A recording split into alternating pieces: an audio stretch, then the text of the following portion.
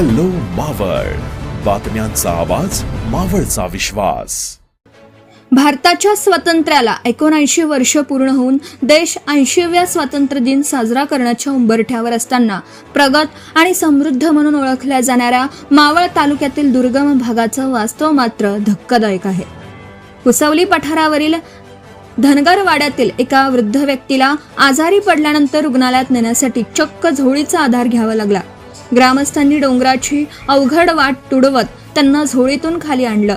या घटनेचा व्हिडिओ आणि छायाचित्र मावळच्या विकासाच्या दाव्यांवर गंभीर प्रश्नचिन्ह निर्माण करणारी ठरत आहेत. एकीकडे मावळमध्ये कोट्यावधी रुपयांचा औद्योगिक, पर्यटन आणि पायाभूत सुविधा प्रकल्प सुरू आहेत. मुंबई पुण्याच्या मध्यवर्ती असलेला मावळचा शहरी भाग वेगाने विकसित होत आहे.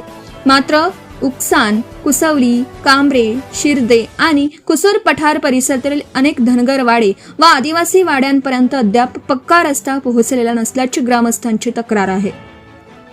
त्यामुळे वृद्ध व्यक्ती, लहान मुलं किंवा गर्भवती महिलांना उपचारासाठी रुग्णालयात नेण्याची वेळ आली तर वाहन पोहोचत नसल्याने रुग्णाला झोळीतून डोंगर उतरवण्याशिवाय पर्याय राहत नाही. पावसाळ्यात चिखल, निसरड्या वाटा आणि वाहतुकीचा अभाव यामुळे ही परिस्थिती आणखी गंभीर होते. आज देश कृत्रिम बुद्धिमत्ता, अत्याधुनिक महामार्ग आणि डिजिटल विकासाच्या युगात पुढे जात असताना मावळमधील नागरिकांना मात्र आरोग्य सेवेसाठी रस्त्याची वाट पाहावी लागत आहे. पर्यटनासाठी आणि गुंतवणुकीसाठी कोट्यावधींची कामं होत असताना स्थानिक नागरिकांना साधा रस्ता का मिळत नाही, असा संतप्त सवाल ग्रामस्थ उपस्थित करीत आहेत. या समस्येबाबत लोकप्रतिनिधी आणि प्रशासनाकडे वेळोवेळी मागण्या व निवेदनं देण्यात आल्याचं ग्रामस्थ सांगतात.